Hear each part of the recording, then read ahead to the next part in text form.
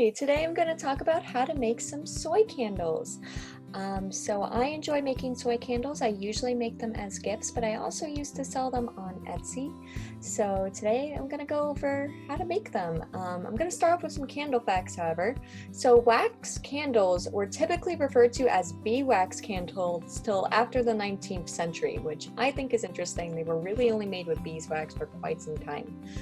Going on to the next fact, 1 billion pounds of wax are used to make candles sold in the US each year. That is a lot of wax. Candles go back as far as the Tang Dynasty, and candles account for the largest use of wax in North America. And also, there is no such thing as soot-free wax. I know packaging says that, but there's actually no such thing. So why soy candles? Well, the benefits of soy candles is the most common wax is, I might say this wrong, but paraffin, because it is cheap. However, when burned, these candles release toxins that a lot of people are allergic to, like my family, which is why I started making soy candles in the first place. Soy candles are environmentally friendly, and they last longer and have a faster cooling time. So when you're waiting for them to cool, it doesn't take like 3 days. So the first step is gathering your supplies so that you have everything to make. Now, first, the stuff that you might need to actually buy are the soy wax flakes and wax wicks. So wicks are the like little string piece you light on fire. I suggest wax wicks. I wouldn't really suggest string or wood wicks, but those work too if you would prefer those. Centering devices, there are other ways to center the wicks, which I'll go over later on, but I use centering devices. And then your pouring pot, which is very important. I got all of this stuff on Amazon, by the way. So stuff found in the kitchen, you need a baking sheet, a pot to boil water in, and a wooden or metal spoon. Do not use rubber or plastic because it will dissolve into the wax and become part of your wax mixture, and we don't want that. So then you're gonna have to pick out your essential oils of choice. Usually I do lavender candles because they are calming. I also do peppermint candles because they wake you up. Cinnamon bark, nutmeg, and peppermint combined make for a marvelous Christmas style candle, which I do for gifts a lot. And then thieves enhances your immunity, so especially with the coronavirus going on right now, that is probably something you want to go into. And then lemon or lime if you like citrusy kind of smells. Now, the next thing you're gonna have to get is your container of choice, what you're gonna put the candle in. You can do mason jars, teacups, mugs, candle tins, cans, seashells. Yes, seashells, they do for great like beach house decor. And wine glasses or wee cups. I'm not sure if you know wee cups, they are yogurt cups.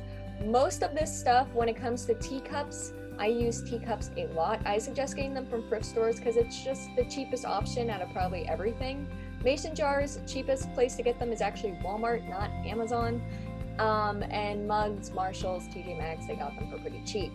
Moving on, these are optional stuff, which I have done before. Things to put in the candles while they are drying to give them a bit more flair. Coffee beans, dried flowers, and herbs while they're drying so that they give for a nice little look afterwards.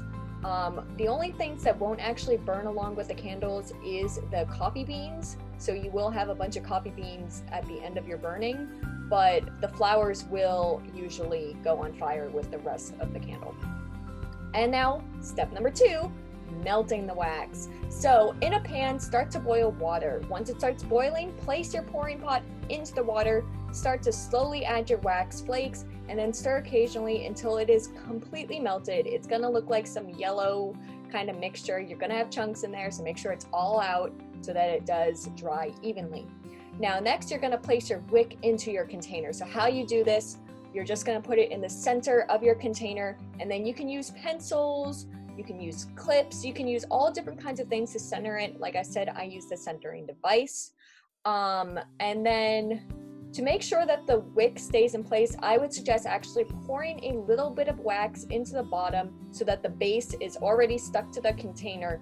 And then once that dries, pour in the rest of the wax. This is so that it doesn't get off the middle, because it will sometimes just kind of float in the wax. So that's to make sure it stays in place. Now, step number 4 is to add the essential oils. So give your wax about 1 minute to cool, because if you do add the oils in too early, they're going to dissolve. So you don't really want that. It's going to turn to vapor. So let it cool for about a minute, and then add 10 to 15 drops into your oil. It really depends on how much wax you're using. Say you just wanted to do each individual container so that maybe each one has a different smell. You only need a few drops for that. But if you're doing like all your wax at once, probably 10 to 15 drops into it is ideal. Now, step number 5 is pouring the wax. This one is pretty self-explanatory. Just carefully pour the wax and slowly pour the wax. Don't fill it to the brim. Fill it till there's just a little bit there. You don't need to fill it all the way to the top. It's okay.